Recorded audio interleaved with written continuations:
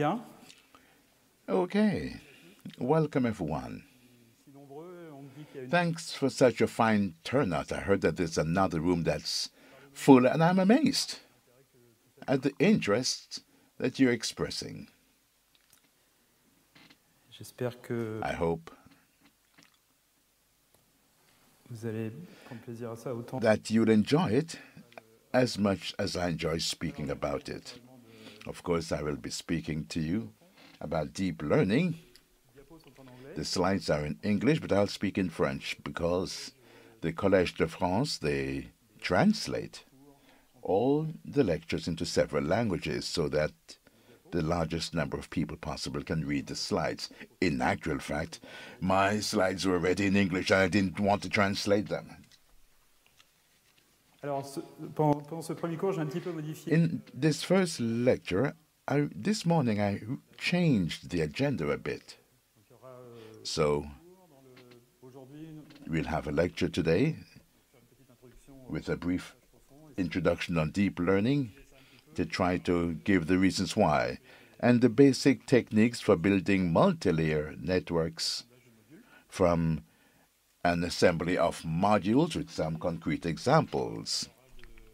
The next time, next week, we'll speak about convolutional networks in more detail than at the inaugural lesson that some of you may have seen. And there will be a seminar by Stefan Malak who will speak about a theory justifying architecture such as convolutional networks. Let's begin with the reasons why. The main reason for deep learning is to train a system from A to Z instead of using conventional methods to build form recognition systems with a feature extracted followed by a trainable classifier. We want the feature extractor to represent data, either trainable extractors so that there'll be as little work to do by hand as possible. A feature extractor that dates back to the very first days of form recognition with the perceptron. I will briefly cover various methods of non-deep learning methods. I'm sure that many of you are familiar with this. But for those who are not, it will be interesting. I won't go into the details of the theory or explain it in detail, but just to clarify things.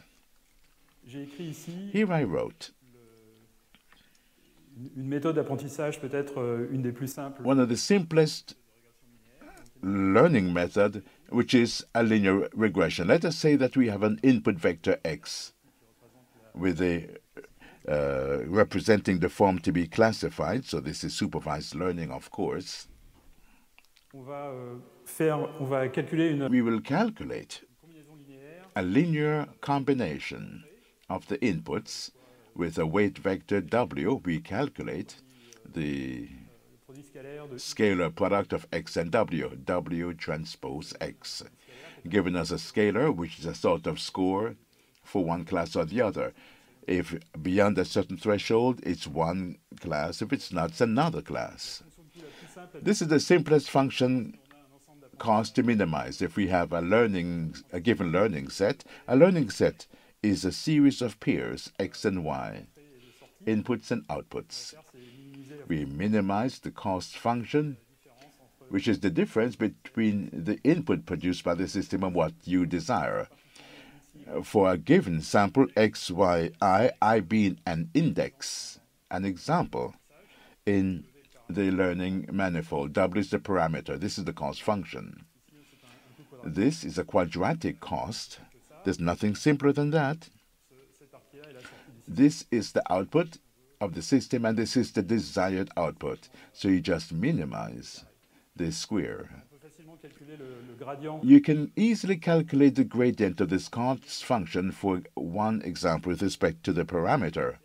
This partial derivative here, the derivative of the cost with respect to the parameter's vector. And you obtain an error term, which is a scalar.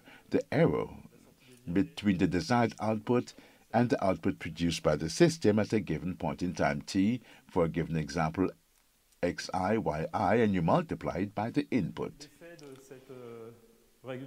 This simple learning rule is such that if the output is smaller than the desired output, you then add to the weight vector the input vector multiplied by a coefficient, which is this error. The gradient algorithm is all about taking the value of the current parameter and going in the opposite direction to the gradient. The same thing as this, removing the minus sign. If you use a stochastic gradient method, it's the simplest thing, but also the most efficient. We will update this weight parameter, this weight vector, as follows.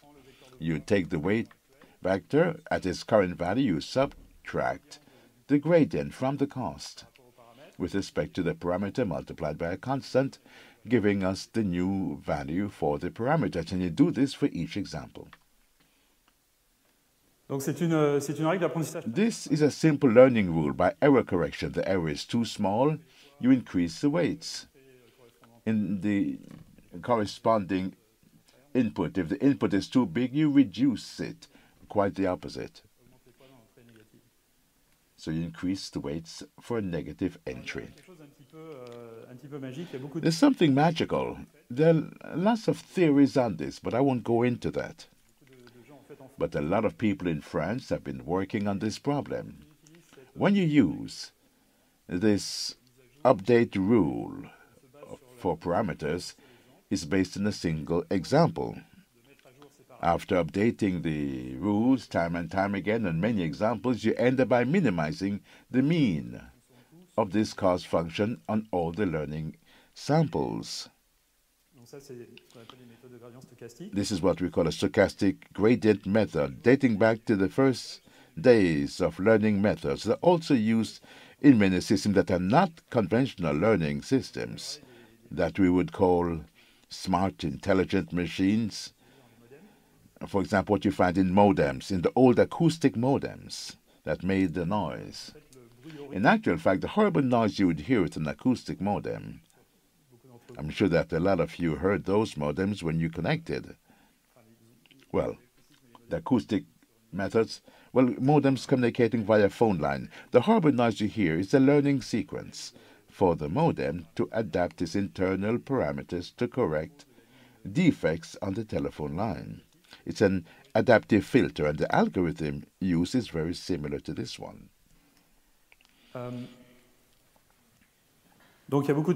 So there are a lot of theories to try to prove that by using the stochastic gradient methods, you minimize the mean of this cost on all examples. This work dates back to the 70s in France, Bangerist in particular, and Francis Bach more recently, and a lot of other people. And it came back into fashion for people in optimization, thanks to learning in actual fact. It's a bit disappointing for those who are interested in optimization, because stochastic optimization is the simplest algorithms you can imagine.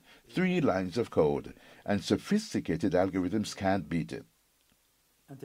So if you would like to design complicated algorithms to impress your colleagues,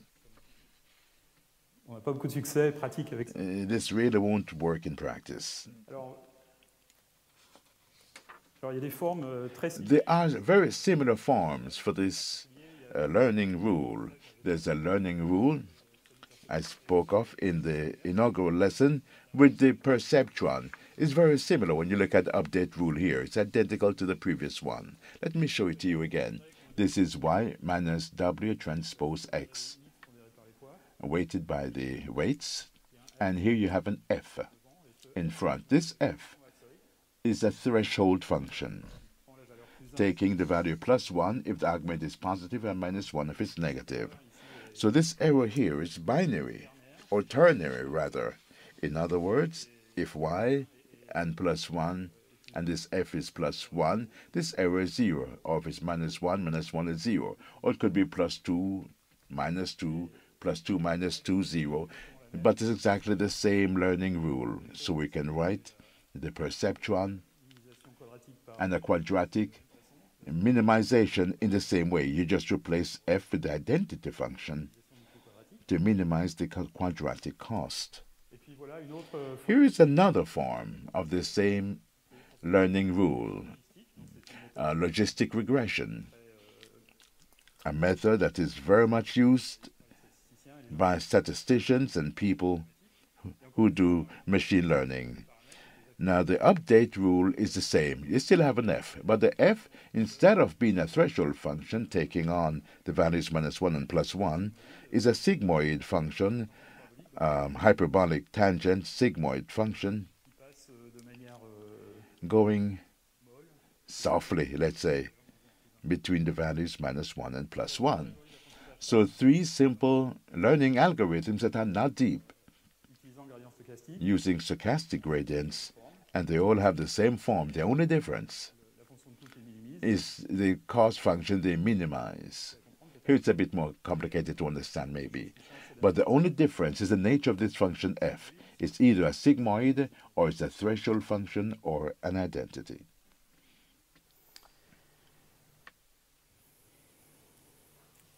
Alors, les machines linéaires, linear machines, linearly combining features to take a decision on a class or another, have their limits, unfortunately. These limits have been known for years. These limitations are due to the fact that the decision surface produced by a perceptron or logistic regression is a perceptron. A binary decision rule, f is therefore a threshold function. Y here is plus 1 if the scalar product is greater than 0, and minus 1 if it's less than 0. Meaning that when the scalar product equals 0, you are on the border, the decision surface between category 1 and 0, if you wish. This equation, W transpose X equals 0, is the decision surface equation. In a single-dimensional space, if this vector X has n dimensions, this surface is a hyperplane. A subspace that's linear of dimension n minus 1, if the space is in dimension n, separating space into 2 half spaces. In dimension 2, we can have points that we try to separate by a line. In dimension 2, a hyperplane. In dimension 1. One thing you should remember is that the scalar product in the original space, the decision surface goes through the origin, which is not good. So you increase the dimension of this vector x by 1, and one of the components of x is constant, equals 1. So the corresponding W corresponds to a threshold so that you can shift the hyperplane, so it will not go through the origin.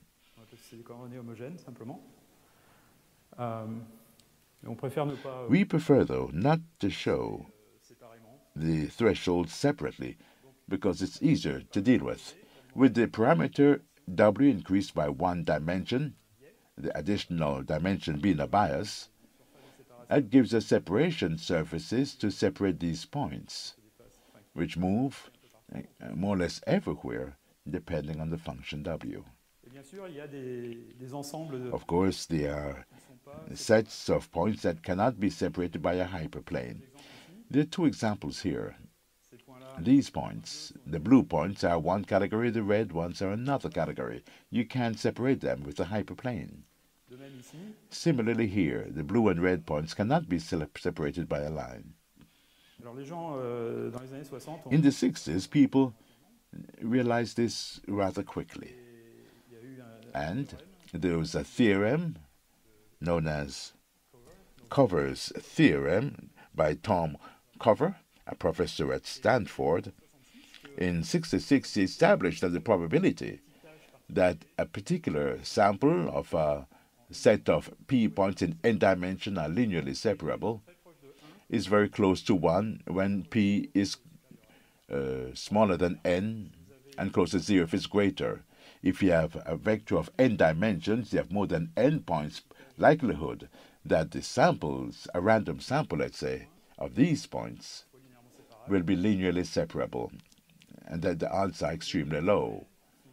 The natural data is often more linearly separable than a random sample, but there are many problems that are not at all linearly separable, especially when thinking of more complicated things, problems such as voice or speech recognition. You can't just use a linear classifier. So how can we solve this problem? And how can we make a problem linearly separable? This is why people have been working for years on feature extraction systems. The idea being that by extracting the appropriate features, the problem would become, if not linearly separable, at least easier to solve for a classifier. There is a trick. It's well known and easy to do. You just increase the dimensions. If you take, like in Cover's theorem, a function has greater odds of being linearly separable if it's represented by vectors of a great dimension, you just increase the dimension. The initial problem with 3-dimension vectors, for an image, we're talking about an image with 3 pixels. That's not very interesting. But anyway, we will find a transformation of this space to increase dimension. The transformation must absolutely be nonlinear. If it is linear, it won't work for us,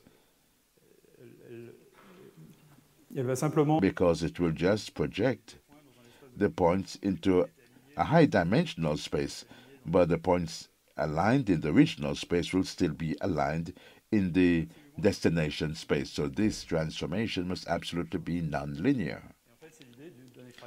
That is the idea behind the feature extractor. So we see to it that we design this box, increasing the representation size, and then we connect our favorite linear classifier with our preferred cost function, perceptron, or whatever.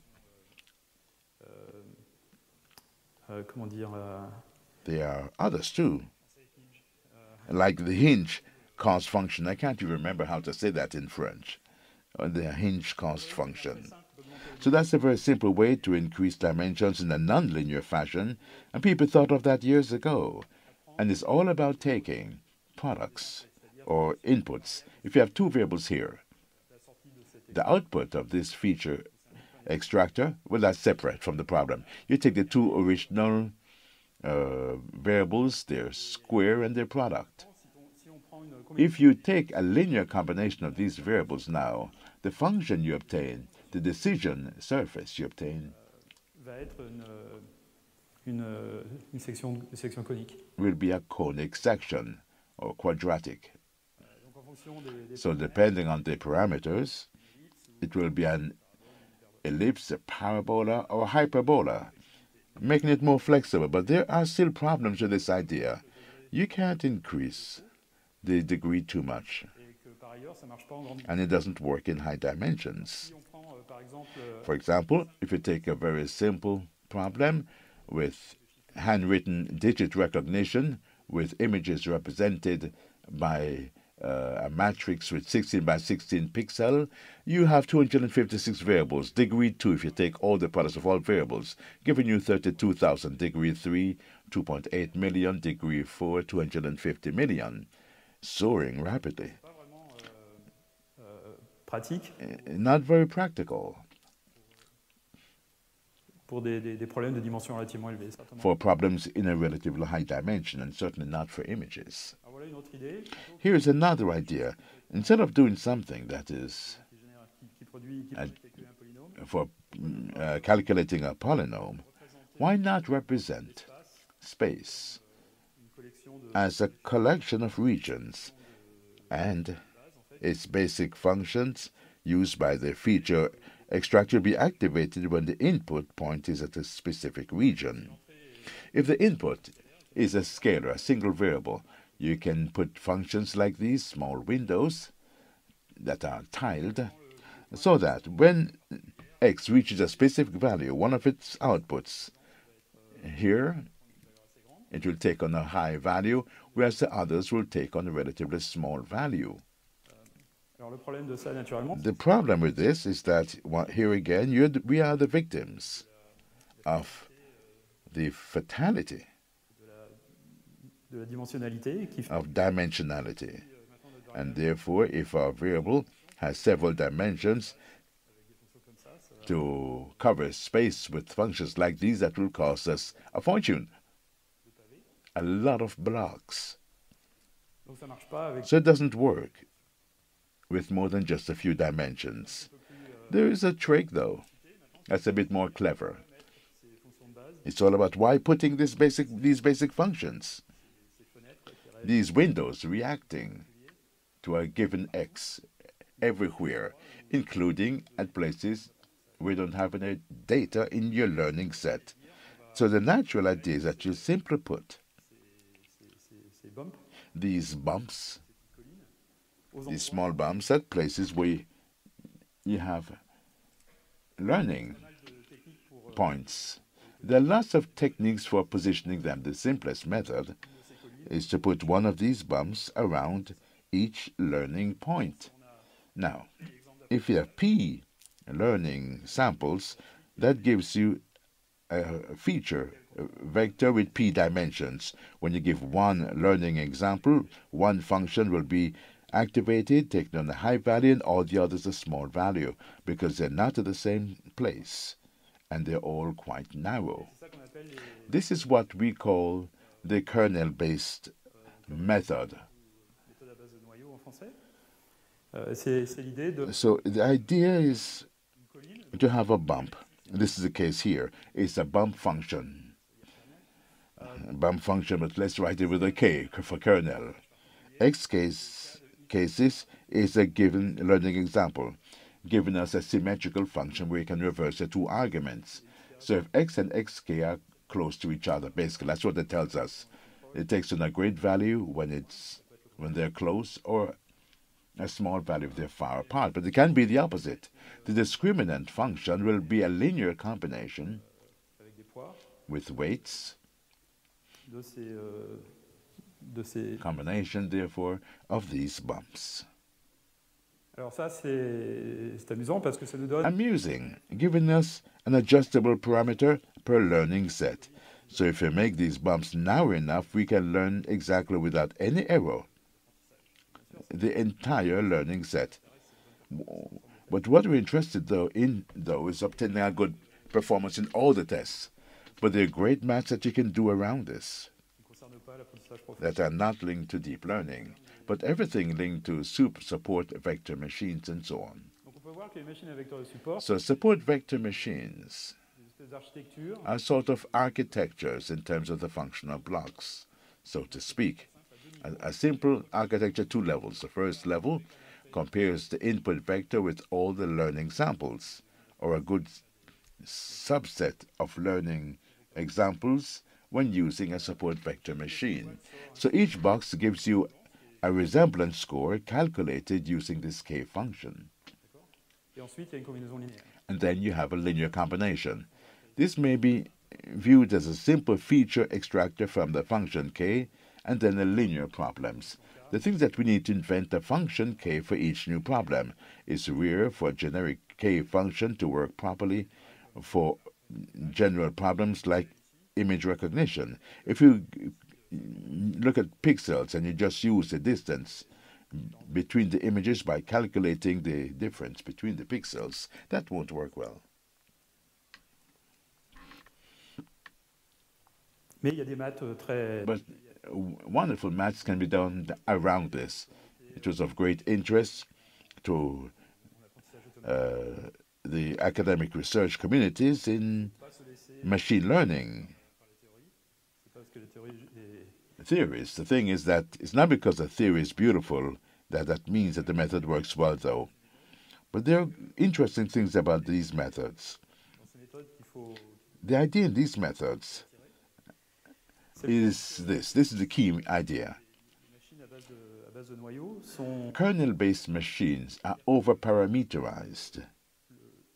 In other words, the feature vector has as many dimensions as the number of samples, so there's a lot of flexibility to classify the learning set.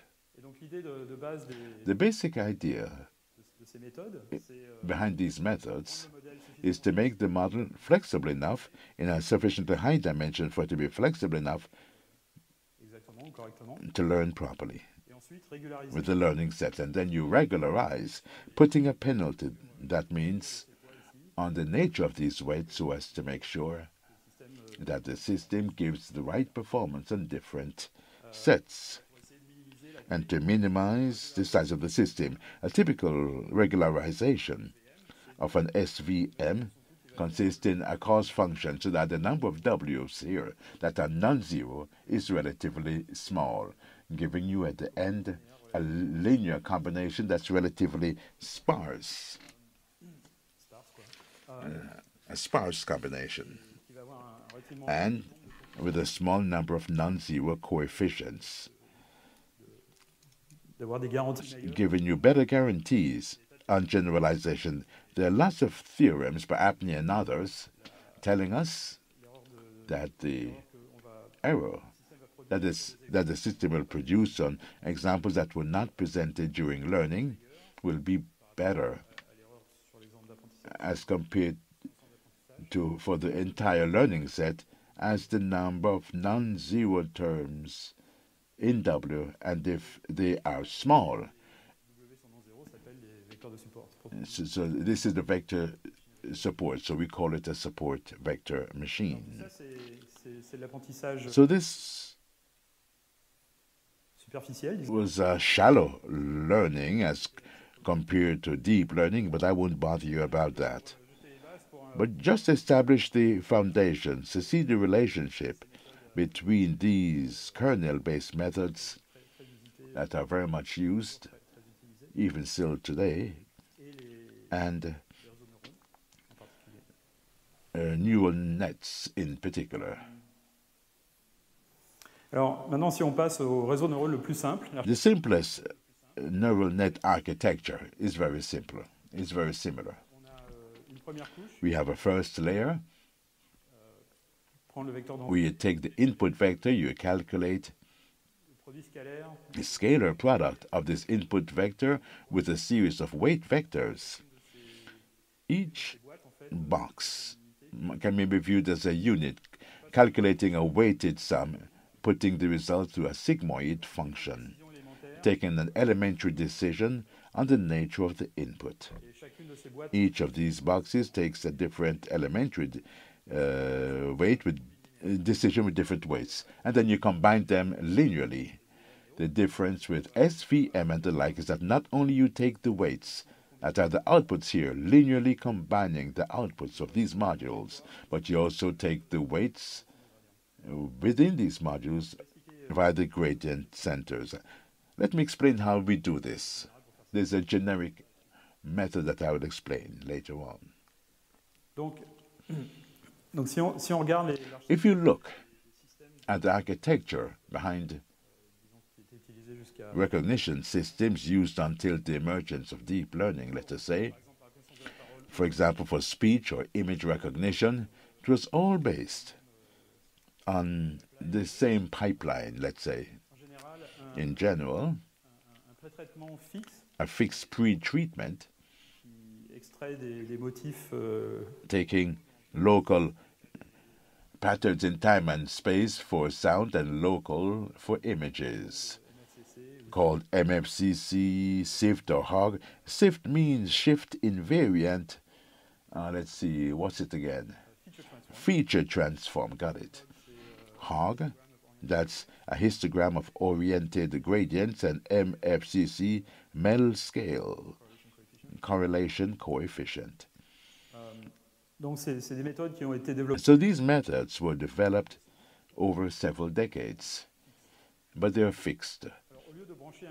Instead of plugging a classifier onto it directly, most recent methods, let's say up to deep learning, use an intermediate level only to increase the dimension of the representations. The output of this feature extractor would have a representation a given dimension. For speech, typically, it corresponds to a vector of about 30 dimensions every 10 milliseconds. With a word of 1 second, would be a series of about 100 vectors of dimension 30, typically, or 40 even. For this, it would be a vector of a dimension 128, typically, for each place on the image. Each spot on the image, you would have a SIFT or HOG extracting a feature vector of a given dimension.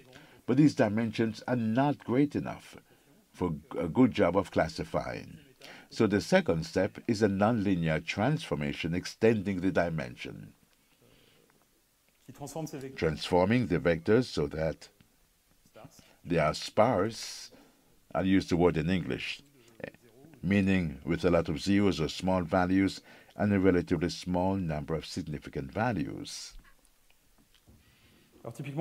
Typically, you can do this via clustering, k-means, a sort of Gaussian, sparse coding, and so on.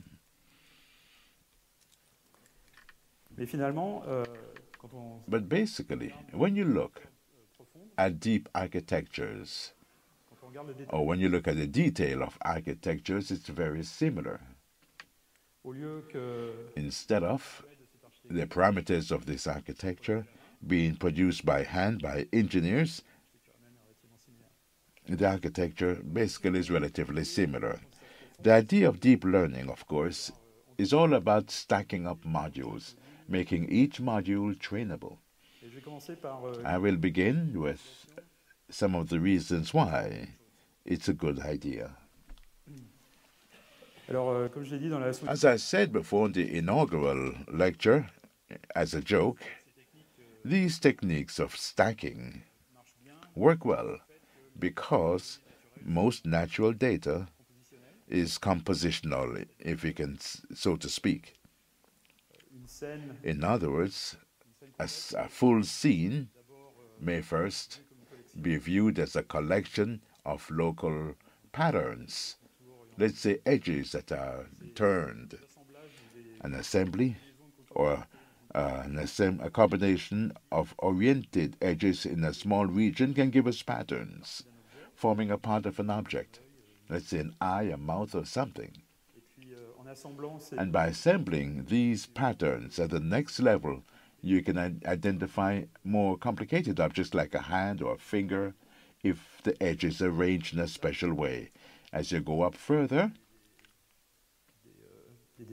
we get to detectors, detecting increasingly abstract combinations, complicated, large combinations in the image. A sort of intuitive justification, therefore, because the world is made up of a combination of elementary parts assembled hierarchically. These hierarchical systems have a good chance of working. But this is a philosophical argument, though, not very technical.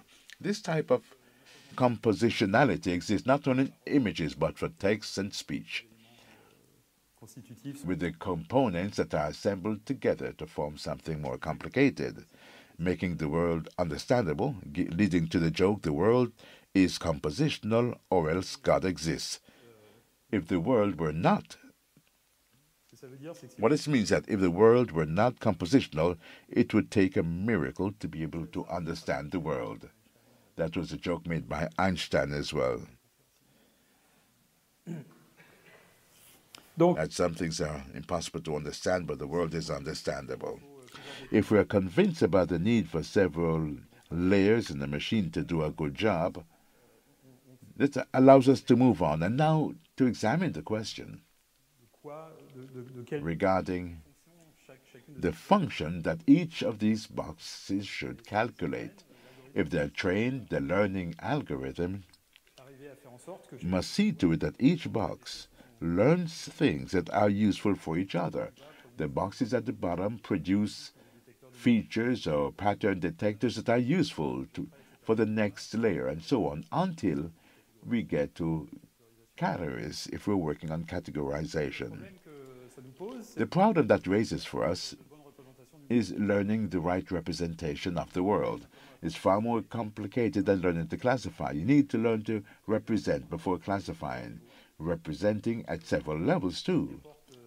What we get from deep learning is the ability to learn hierarchical representations of the world, but of data in general. In fact, that brings us back to questions that people working on neurosciences or experimental psychology, cognitive sciences and so on, or artificial intelligence have been pondering upon for years. How to learn to represent the world. How does the brain learn to represent the world? By observing it. In artificial intelligence, how can you build a system that will learn to represent the world? And so on. The basic assumption behind deep learning is that all it takes is a simple learning rule that you apply to all these modules, and the system would manage to take what it needs. When you think about it, to have any hopes that it works, quite simply, I think it's a bit presumptuous. One of the big reasons why people did not believe in neural networks for years is that there was that crazy idea behind it. Of course, you have the example of human visual systems or visual systems used by animals, and also the auditive cortex, showing that the processing in the brain is hierarchical, proceeding by successive steps. See, interesting research. This was taken from Simon Thorpe, a researcher at the French CNRS Research Institute. Years ago, he showed that processing in the visual cortex is extremely rapid, despite the fact that the visual cortex accounts for a good part of the brain, a quarter to 1/3 of the brain. We use a lot of energy, in actual fact, through vision, sight. So this is a hierarchical process formed of several stages. One argument that he propounded was that for the quick recognition of everyday objects, this process was basically feed forward. There's no feedback, it was loopless, no complicated calculation of inferences. It was just a feed-forward calculation. He said this because he estimates the time it takes for the signal to go from the retina to the lateral geniculate nucleus and then V1, V2, V3, V4. If you count the time lapse for a spike to go to a synapsis, it doesn't take long for a lot of synapses here. It takes about 100 milliseconds for recognizing simple objects, meaning that there's no time for feedback, no time for a lot of layers, maybe 10 layers, no more. So people, like myself, we seize this opportunity to realize that we can make relatively complicated vision with a lot of feed forward, but there's a lot of feedback in the brain, but we ignore that and build neural networks that are entirely feed-forward and loopless. Alors, donc ça arrive on arrive à ces architectures. We arrived at these multi-layer architectures, but in the literature for deep learning, there are different types of deep learning. Some are feed-forward, like the one I just mentioned. Most of them, these are largely used for recognition. You also use recurrent networks, but to train them, you have to unfold them to transform them into a feed-forward network, loopless.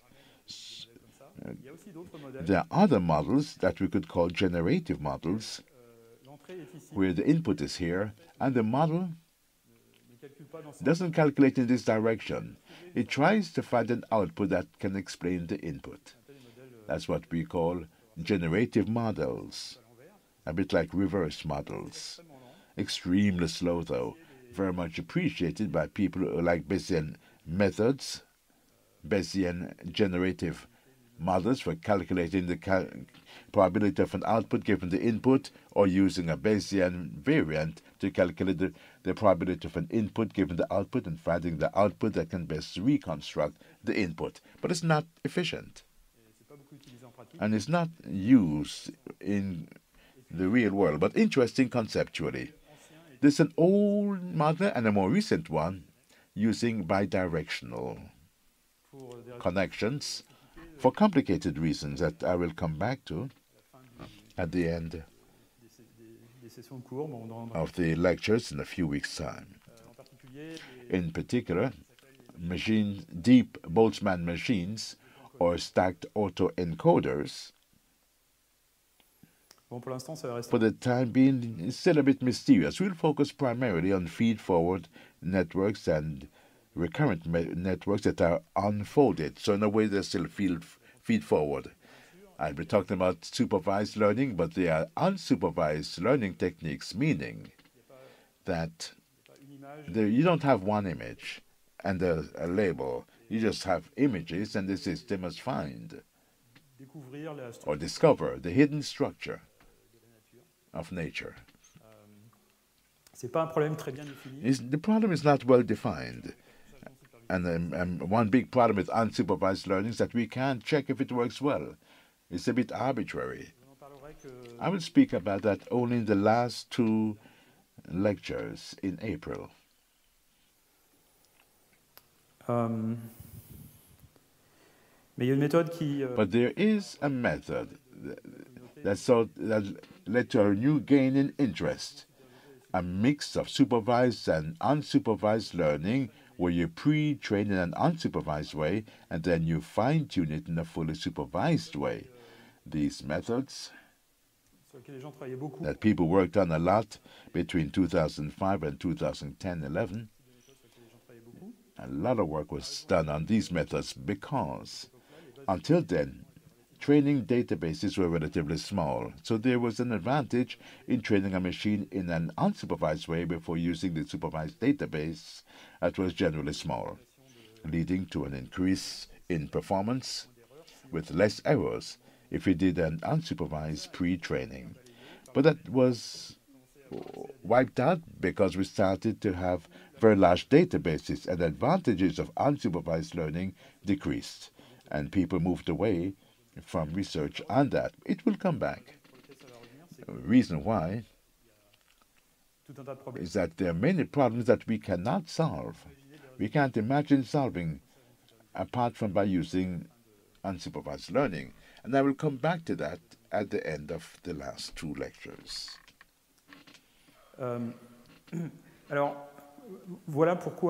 Here is why people who are interested in theory were reluctant to accept deep learning when it emerged, because of a simple theorem. If you parameterize the decision functions like this, a kernel-based machine, we can show that we can approximate almost any function like this by choosing the right kernel. Or for a neural network, we can fine-tune any function as close as we wish to with only 2 layers. So theoretically, why do we need more layers than 2? If we can approximate any function as close as we want with only 2 layers.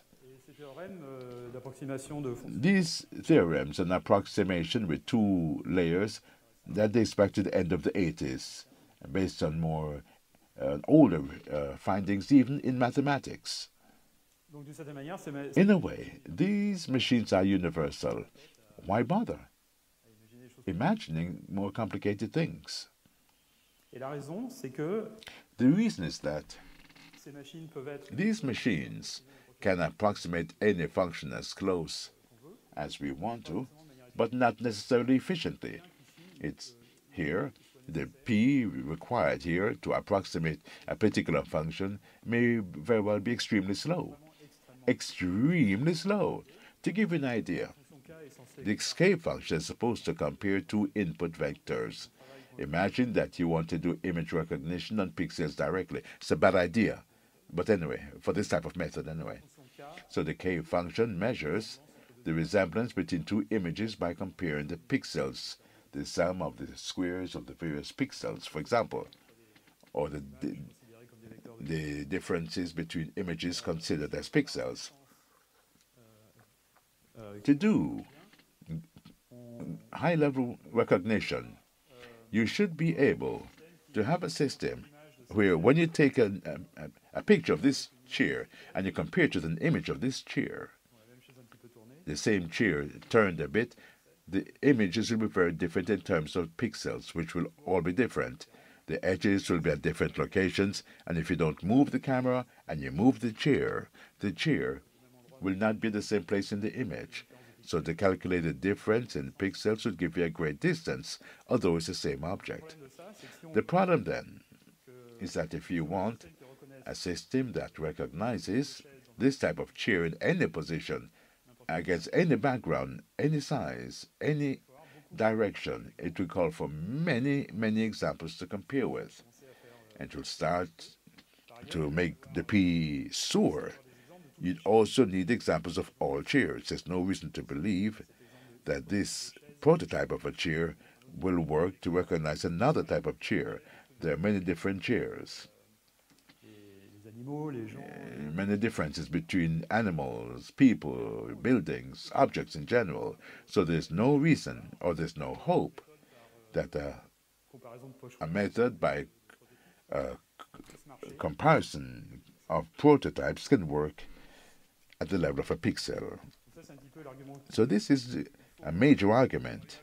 But to be able to convince the community, the scientific community, we need to find an example that works. And there's no proof that it doesn't work. It just proves that you didn't succeed. Maybe a slightly different method could do it. It's very difficult, though, to prove it. But there are signs in circuit theory. A lot of recent results on that, mainly from the University of Montreal and Benjo's laboratory, on what can be done via layered systems. I won't go into the details, just 2 intuitive examples. Examples that seem natural after you write a few programs. You always have to make a compromise between the memory space occupied by the program with data and the time it takes to compute. Let's stick with a circuit and imagine that you want to build a circuit calculating an n-bit parity. So you have n bits, say 10 with 24 possibilities, and we want a function giving us only 1 bit. It's a classifier. If the number of bits switched on in the input is even and it's off if it's odd. We can calculate parity with a 2-layer system with ands and ors. No's too, but basically with 2 layers. The equivalent of the 2-layer system like SVMs or in two-layer neural networks, but it's very efficient because for an exponential number, depending on the size of the input, of intermediate units for this computing.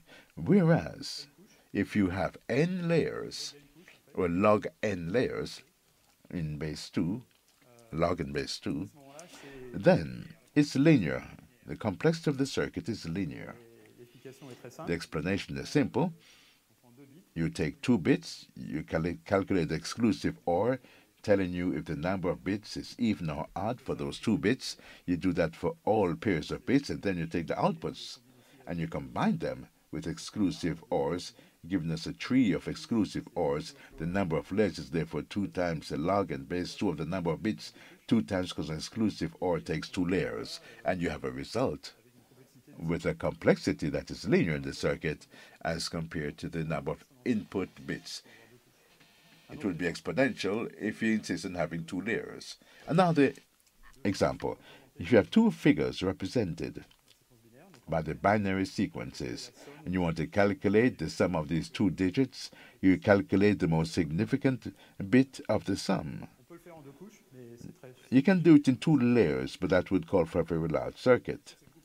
Of course, it's much easier to do it within as many layers as number of bits by adding the number of bits 2 by 2 and by propagating the amount of material you need. These are 2 examples showing that we can go from a circuit of an exponential complexity or a high level of complexity to a linear complexity circuit, or level of complexity that is not too horrible. Quite simply by adding layers, by having more than 2 layers. It's a bit difficult to obtain general results like that for non-binary circuits, for threshold units, for example, as used in neural nets. But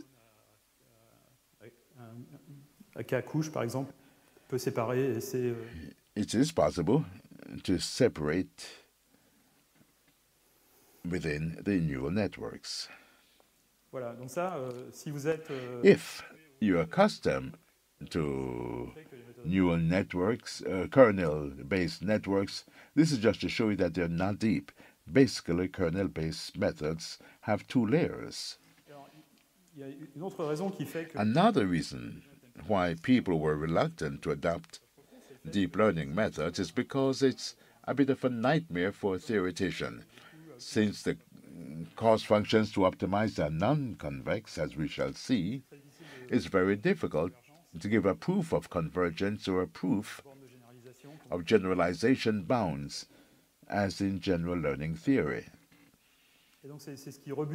This is what puts off theoreticians who feel that it's not convex. I can say nothing about this. But it's not because you haven't done the theory in a system that you shouldn't work on it, especially if it works well. It's a bit like this story about this guy in the street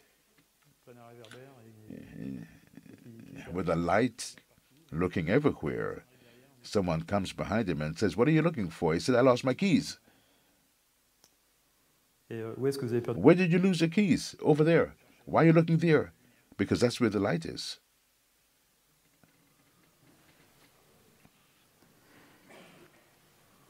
In a way, all interesting learning is non-convex.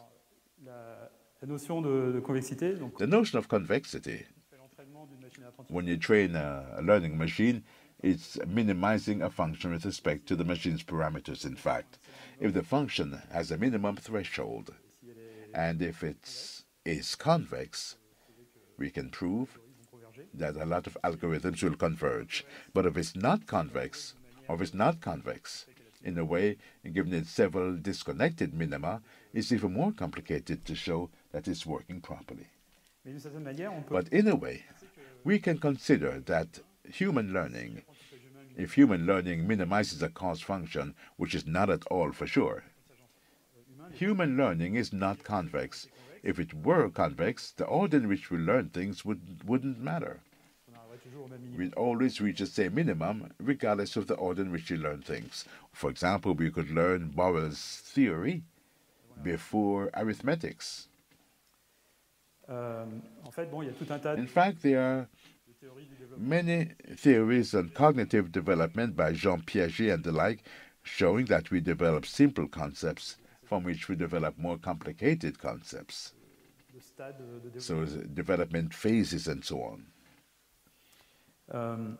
Et ce qui fait que la pédagogie existe, The reason why education exists qu'est-ce que c'est is, que la pédagogie? what is education?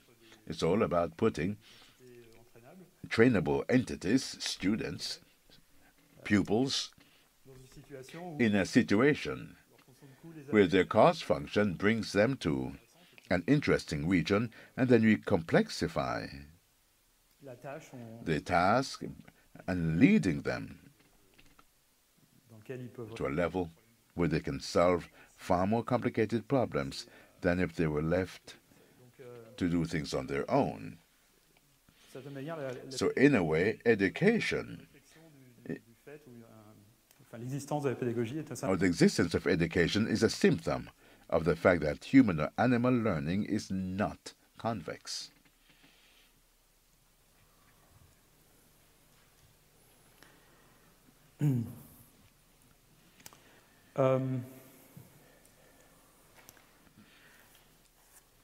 Ok.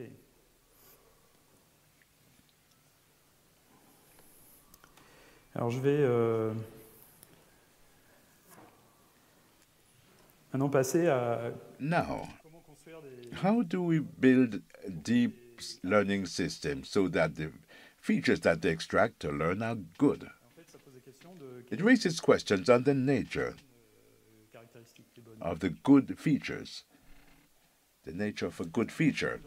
In a way, what we want when a machine learns a representation of data, when a machine learns to represent the world, we want the machine to learn, to identify Explicatif the explanatory factors or variables of the world that are independent.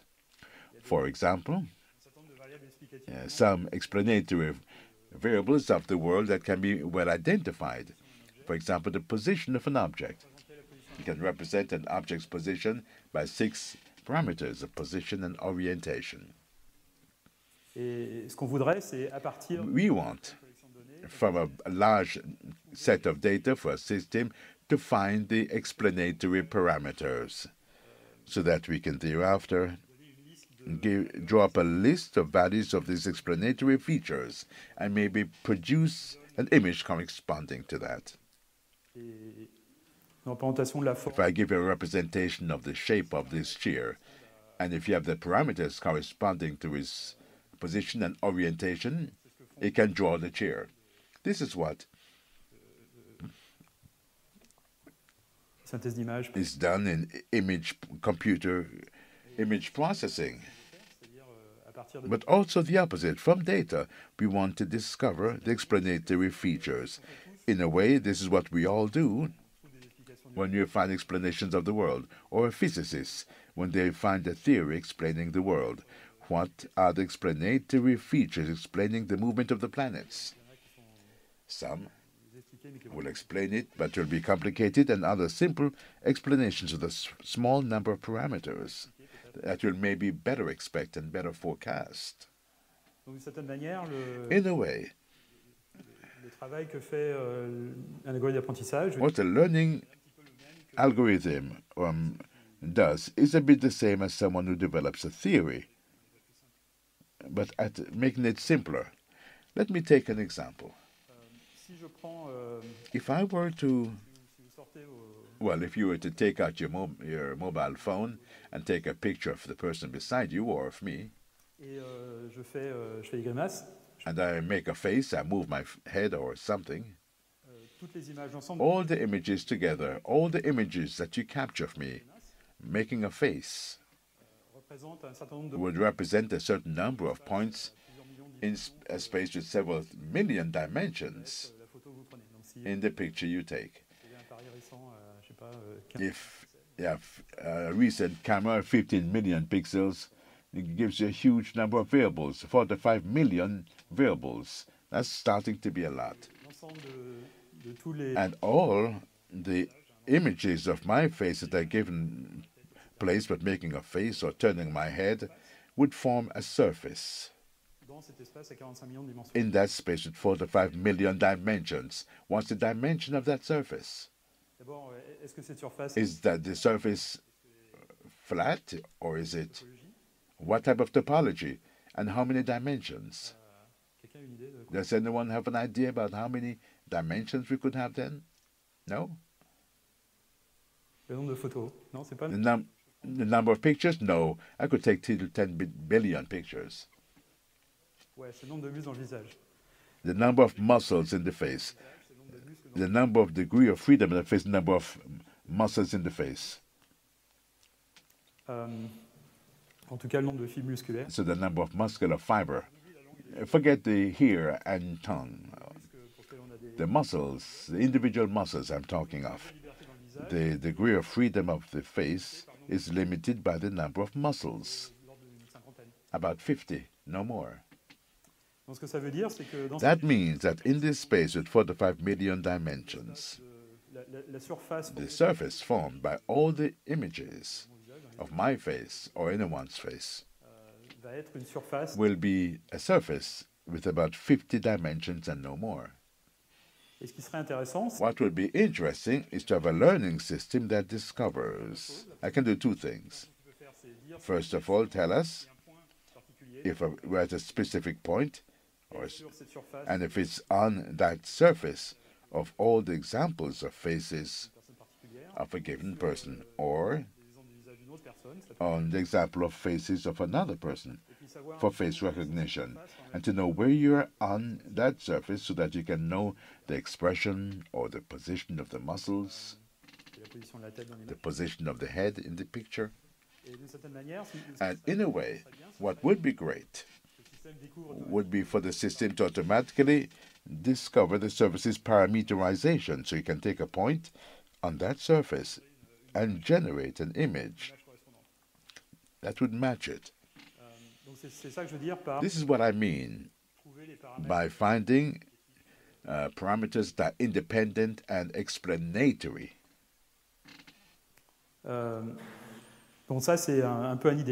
So that's an ideal. We don't know how to do that. That's a pity. We're starting a bit. I'll give you some examples when I speak about unsupervised learning in the coming weeks. So this surface will not be something pretty like this type of manifold. It will be a bit more complex. Okay, 56 dimensions. One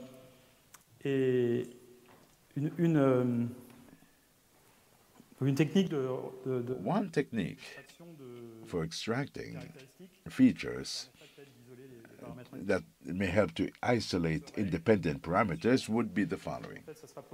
And it's very similar to what I spoke of before about extending representation sizes. We start with an input vector. It goes to a nonlinear function, extending the dimension, similar to the phi function that I spoke of at the beginning. The role of this function is to separate, disentangle, break down the bits and pieces of space that are semantically different. To say that this face is not like that face, but maybe blindly a bit, but each element, each component of this vector would take an elementary decision because of non-linearity. And it can tell us that the input vector is in a region, a given region or not. So this extension of dimension that disentangles the points, making the points easier to separate. And then we aggregate, reducing the dimension once again, putting back together the pieces for things that are semantically similar. It sounds abstract, put that way. But here's a more concrete example. Let's imagine that you have images represented by 2 dimensions, pixels. The images had more than 2 pixels, but let's imagine in this example, let's say you have 2 dimensions that are relevant. This is a series of examples of 3 that are turned, examples of 8 turned. These two are very similar. The vectors are very close because their pixels are almost all the same. The only difference between this 3 and 8 is that the 8 has a bit more black pixels to close the loop. Apart from that, the same number of pixels. So in terms of distance in the pixel vector space, they're very close. But this 3 and this 3, they have no pixels in common, so they're far from each other. We can't separate the 3s from 8s with a line if we wanted to make a simple classifier, but here's what we can do. We can add a dimension, go from 2 to 3. This third dimension indicates in a way if we are on the left or right-hand side of the screen. So here we have these points now that are a bit extended and maybe a bit unfolded as well, a linear transformation. And then we can project this transformation once again on 2 dimensions. And now things are separable. Maybe another more eloquent example could be this. Here we have 6 units in the dimension space, and each unit detects if an input vector is close to its prototype. Here's a prototype that's close to these 2 examples. This voting component will turn on at 1 if an input point is close to this prototype. This one will turn on if it's close to this one, and so on. So here we'll transform a 2-dimension vector into one with 6 dimensions with 1 component on and the others off. This is vectorial quantification. We can do that via the Kwame method, if you know what that means. So the 3 and 8s are separated. We need to put the pieces together. Here we have a unit that comes on if this, or this one is on. It's just a sum with a very low threshold between the 3 variables. And this one does what it should for the 3. This is an example. This is typically the type of method that is used in conventional image and speech recognition, where we take the feature vector extracted via classical pre-processing, a vectorial quantification method producing a sparse coding with some non-null values, and then another layer putting the bits together.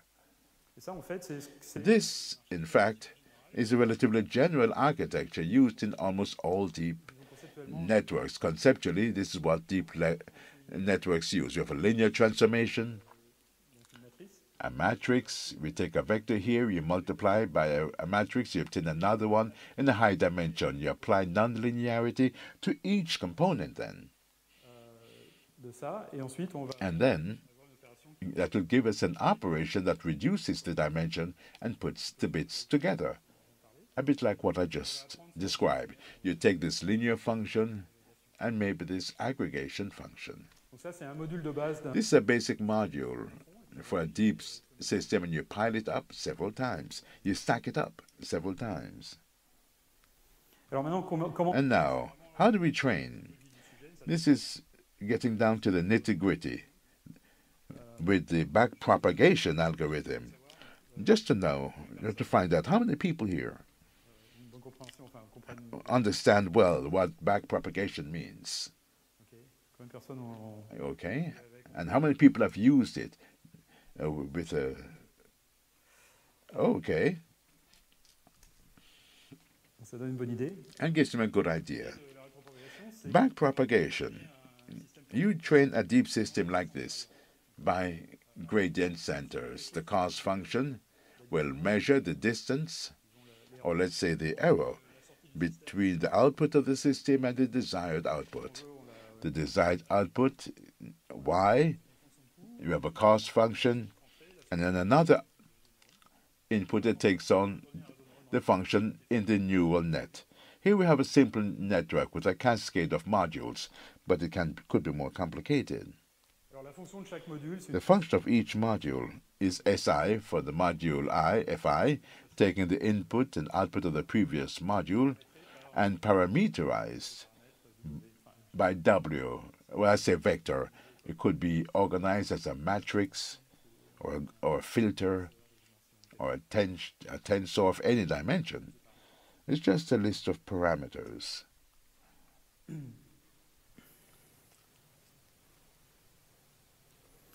Alors, la question, c'est comment... The question is, how do you calculate the gradients? It's quite simple. We use Dérivation des fonctions composées, qu'on appelle chain rules. the chain rules. Donc un truc très simple. Very simple. Je vais rentrer un petit peu dans les détails de ça. I'll give you the details, but that's not exactly what I wanted. Voilà peut-être la meilleure. Here is a better idea. So we have this stack of modules. The model in the middle is fi of xi minus, okay, giving you this output, xi. It's written in the wrong direction, come to just realize that. The arrows are reversed. Okay, the arrows, the red and green arrows, should be in the other direction. I'm sorry about that mistake. They were reversed by the software somehow. I don't understand why. Maybe I'll show you the other picture. Okay, here's another graph. So we are here at this place. Let's imagine that we know. Well, we want to calculate the gradient of the cost function, called an energy here, but it's a cost function, with respect to the parameter of this box and these outputs. The reason why we want to calculate the gradient of the cost function with respect to inputs is that we want to use this to backpropagate the gradients. What are the gradients? Let's imagine that the collection of all parameters in this network correspond to a point in space. If you have 1,000 parameters, it's a space with 1,000 dimensions, but in fact, that space in a modern system has several million dimensions. Let's say two dimensions, meaning it corresponds to x and y coordinates when you go hiking. And the gradient algorithm is all about finding the direction for the largest slope that make you go down the most and making a step in that direction. Donc, quelle est la direction où what is the direction la fonction de coût décroît where the cost function decreases the most? According to the mountain's altitude, we're trying to find the deepest or the lowest valley in the mountain. So what is that gradient vector? It's a vector formed by the partial derivatives of the cost function with respect to each parameter. In other words, you take the place where you are, you move a bit in one direction, and you look by how much the altitude goes up or down.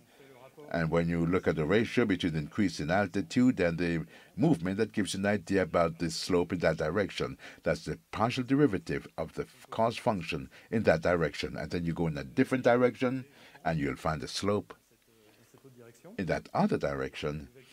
And the vector of all slopes for each parameter is this gradient vector. So the optimization algorithm, you're using a conventional gradient consisting in calculating the gradient and making a step in the opposite direction. The gradient goes up, we want to go down. So we have a vector pointing into our back, and we move to go down as much as possible. Because we use a stochastic gradient method, the estimate is not very exact because you have the gradient for the specific example that we're looking at. We don't calculate the gradients that, in terms of the mean of all examples, just for the example considered. So the estimation of the gradient is very noisy. It's not a real gradient. We'd have to establish an average, but it's not efficient to do that. So we do that based on one example, and then we move on to the next example. This is why we must calculate gradients. So here are the gradients with respect to all the parameters in all the boxes.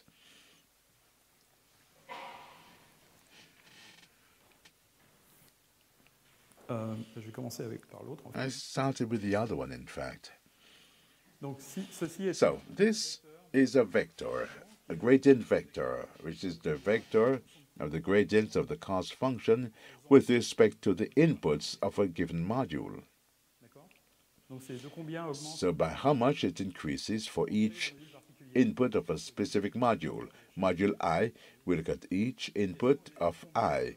And the question is, what's the variation of the cost function when we wiggle each input by a small amount? And the list of these variations, or the ratio of the variation of the cost function with respect to the wiggle of each variable, gives us this vector. un vecteur de pente. A slope vector. Alors, A vector of multiple slopes. les fonctions composées dit simplement So the rule tells us that the derivative of a function with respect to the input of a module equals the derivative of this function with respect to the output of the module multiplied by a matrix which collects is a Jacobian that collects the sensitivity of each module output with respect to each input. To know, therefore, how the cost function will be impacted, if I know how it is affected by the module outputs, to know how it will be affected by the module inputs, I just need to know for each input, if I perturb it by a small amount, how the other outputs will be perturbed, if it's a line in this matrix. And if I multiply this by this vector, that gives us, that tells us the variation I'll have at the output. In actual fact, this f of xk minus 1, well, is this, in fact. So you could simplify these terms, and that would give us this. It's as simple as that. Donc ça, qu'est-ce que ça veut dire? Ça veut dire que What does this mean? If I want a vector gradient for a cost function with respect to a module output, if I multiply by this matrix, which is the list of all the partial derivatives of each module output with respect to each module input, I can then calculate the gradient with respect to the module input, et ça nous donne une giving us formule de récurrence. a recurrence equation. So I can do this by and by. I can do this for the output module. Now I have the green gradients. I can multiply it by the Jacobian and obtain this, and so on and so forth, all the way up to the input. The other terms that I need to calculate, the gradient with respect to the parameter, or W. Et c'est la même chose. Il y a It's the same thing. There's another Jacobian matrix, la liste de toutes les the list of all partial derivatives of each module output with respect to each parameter. le gradient de la It's fonction. just the gradient of the cost function with respect to other parameters is the gradient with respect to the module output multiplied by this Jacobian matrix.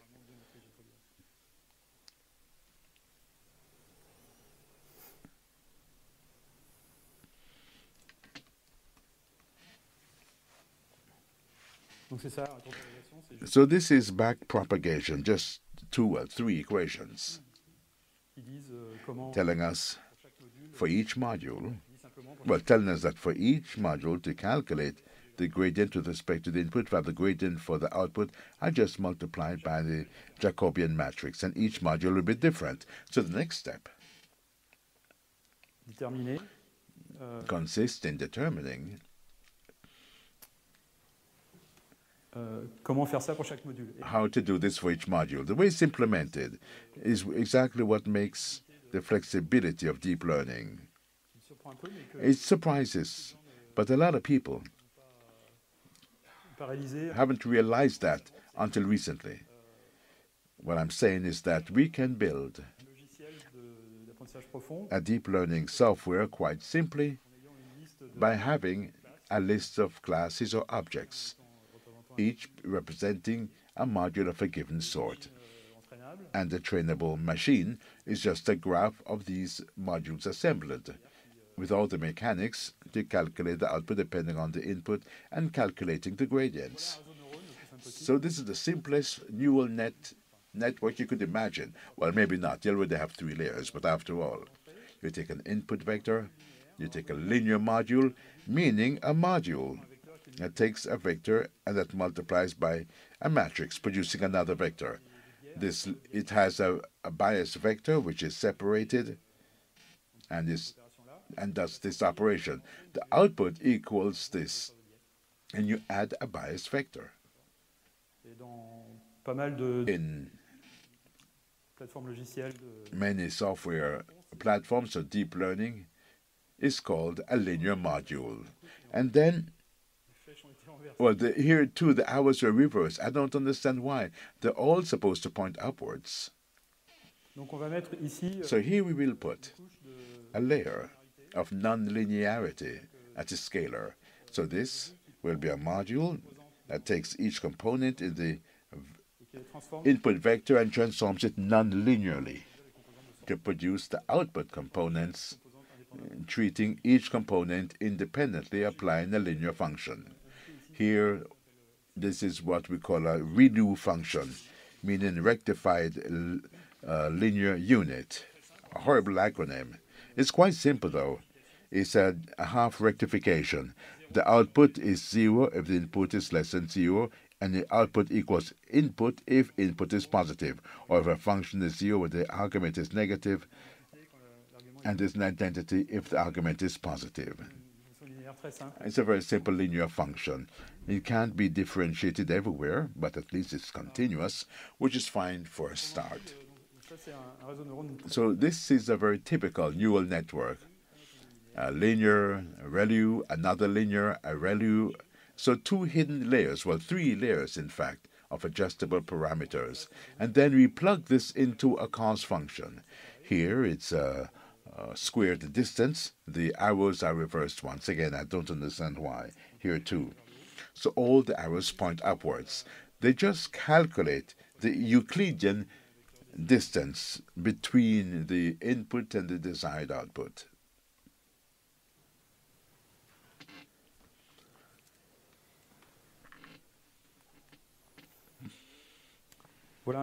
Here's another example.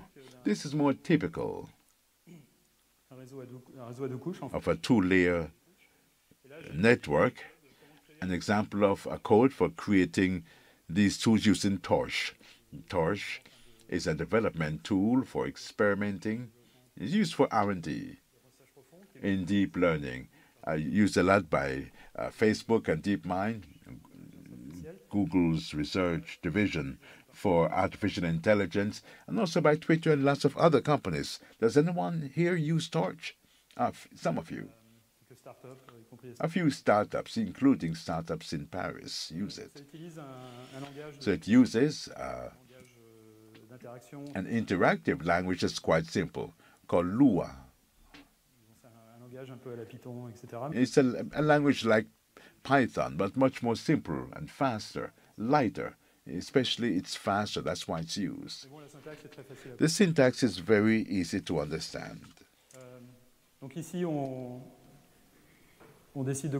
So here we decided how many inputs you want. You want to have recognized handwritten digits on a database. So you have the size of the input, 28 by 28, 1,000 hidden units and 10 outputs, because we have 10 categories.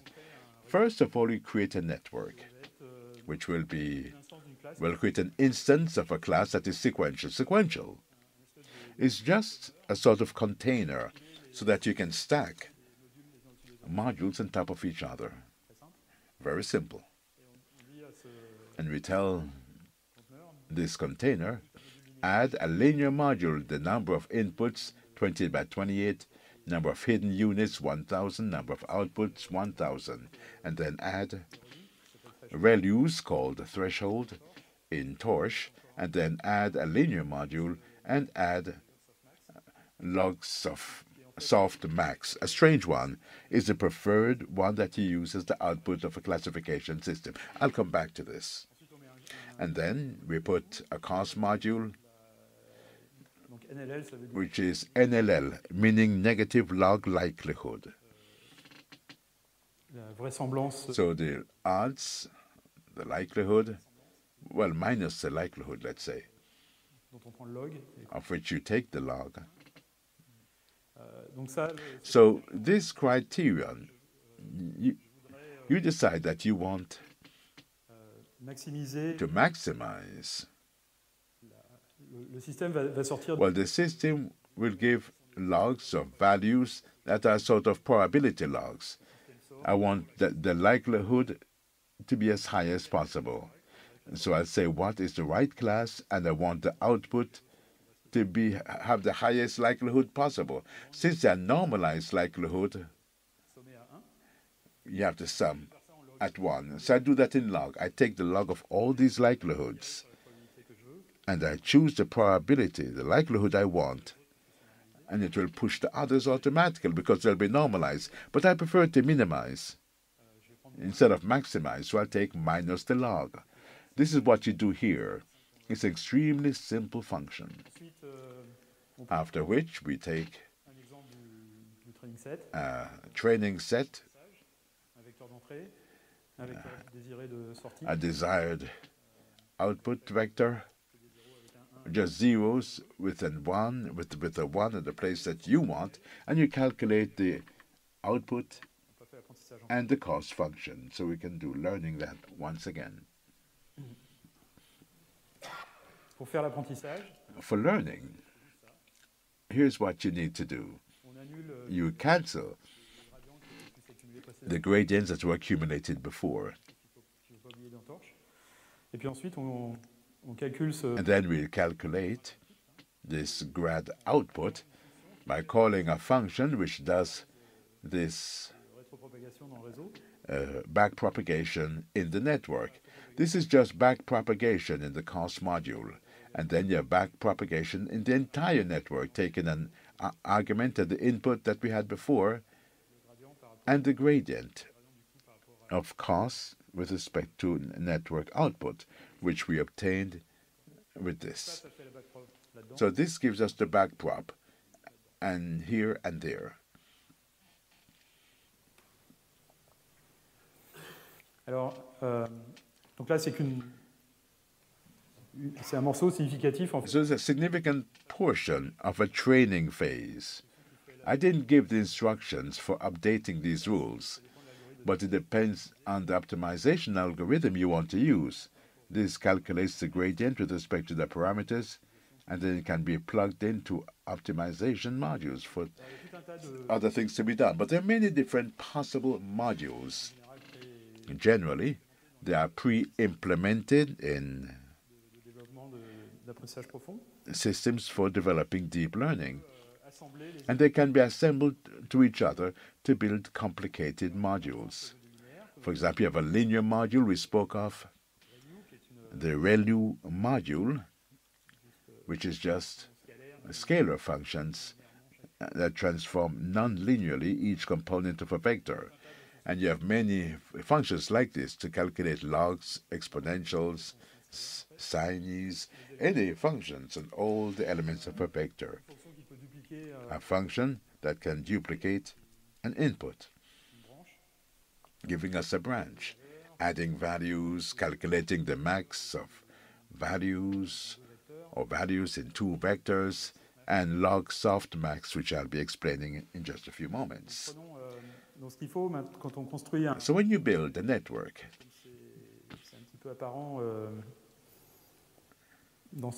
as apparent on this chart, for each internal state, you need to store 2 variables, the state propagated upwards, and the arrows are reversed once again. And we need to store the gradient, the cost gradient with respect to that state. When you build the network, automatically, in the NN sequential class, these states are created at an intermediate level, and they are in fact within the modules. But that doesn't matter. That's just an implementation step.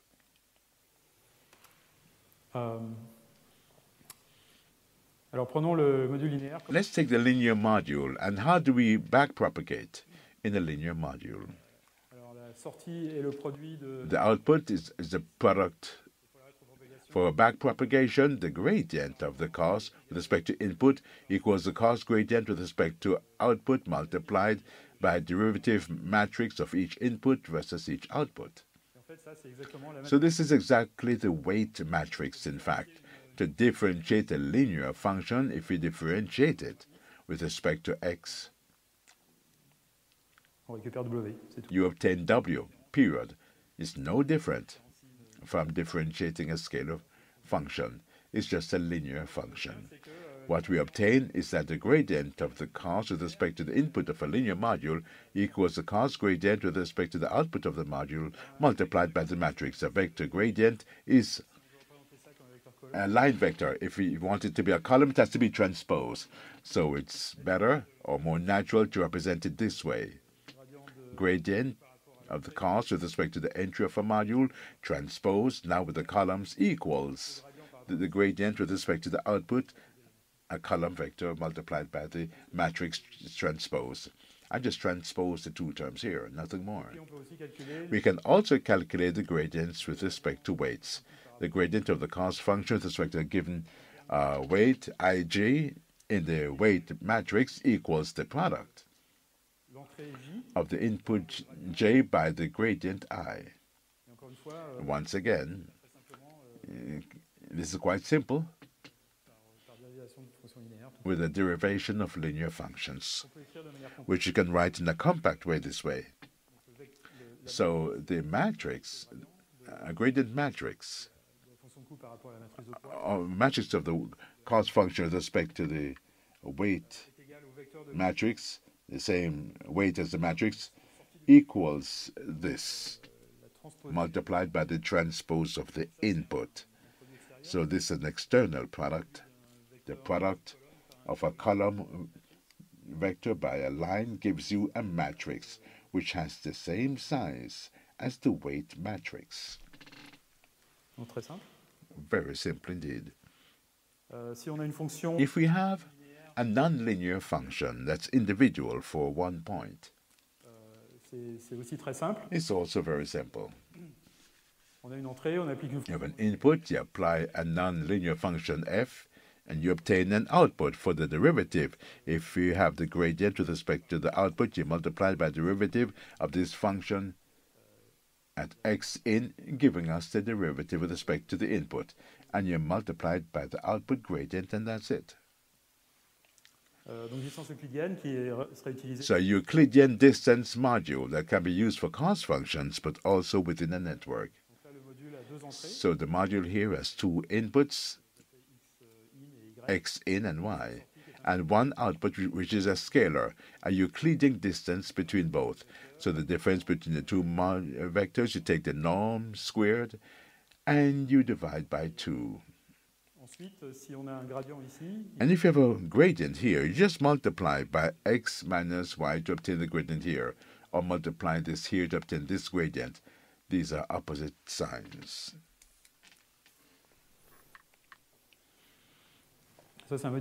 This, well, here, this module copies a value. It replicates it n times. So you have a y connection. During backpropagation, you must add the gradients. Because if you perturb the input by a certain value, the impact at the output will be the sum of these two branches. So if you have the gradients for each of the two branches, they need to be added to have the gradient for the input branch. What's amusing here is that when you turn it around by 180 degrees, it is still valid. A sum in the forward direction is a branch in the backward direction.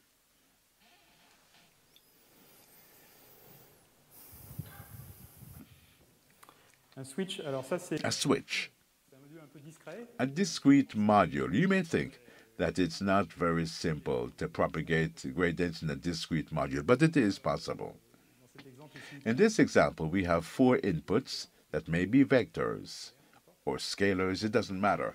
And you have a discrete variable here that selects which of these inputs will be copied to the output. A switch, in fact, a selection button.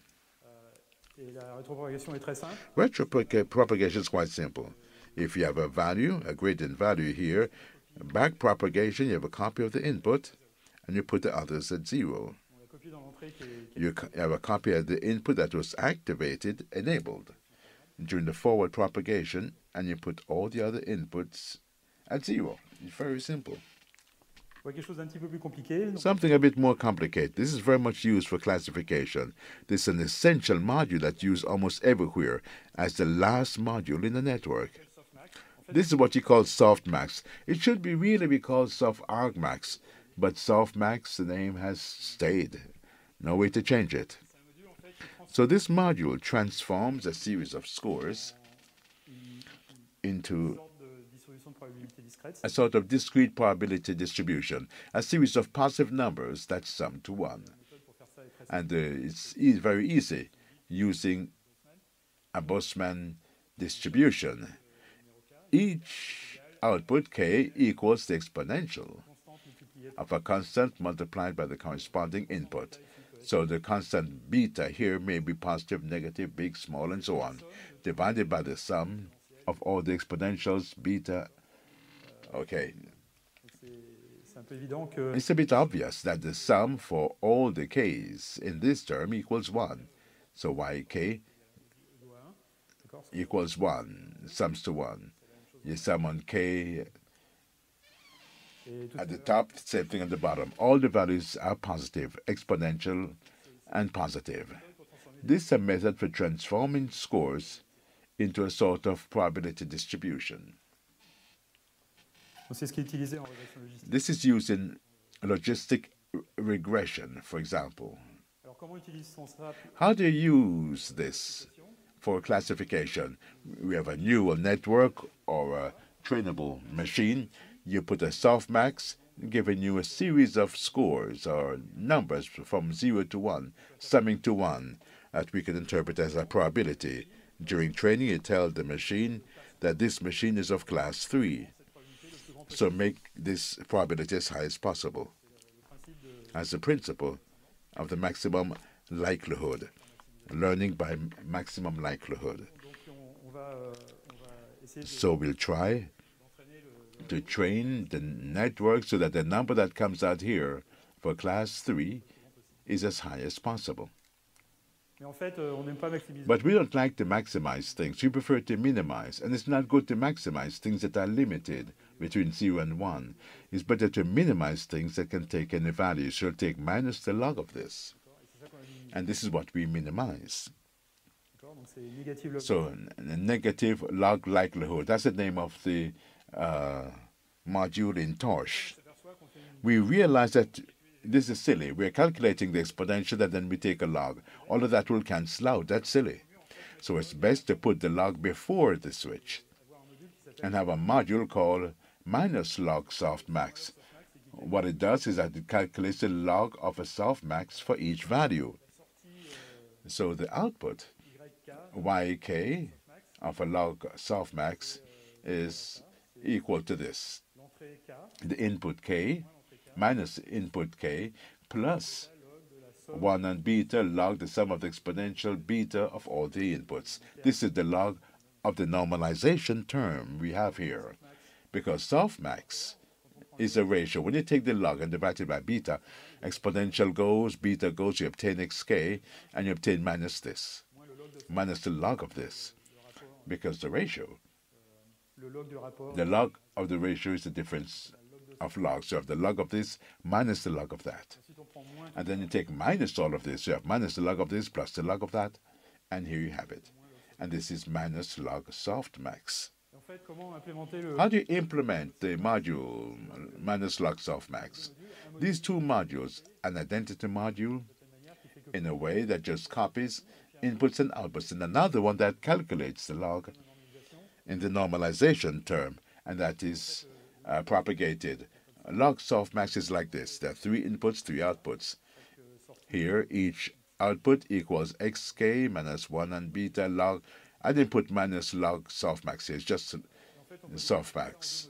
But it can be broken down into 2 modules. One that calculates log the sum of exponential and values as scalar comes out, and another module that calculates the difference between the input vectors and this value, which is a sort of constant. Well, not a constant. It varies with but it's the same value everywhere. Of course, we can back-propagate, because you can back-propagate the module and calculate the differences, so we can also back-propagate through this module, as we shall see in a second. So this is how it works in differentiating via log softmax. I forgot the log here. There's a log here. So fprop, 1 on beta log sum on j of e beta xj. And for backpropagation, gradient with respect to an input equals the gradient with respect to the output, multiplied by this term, which we can call pk, which is actually the output of the result of a softmax. So log softmax distributes the gradients. Each input will take a part of the output gradient, with respect to the output, and distribute it with respect to the inputs.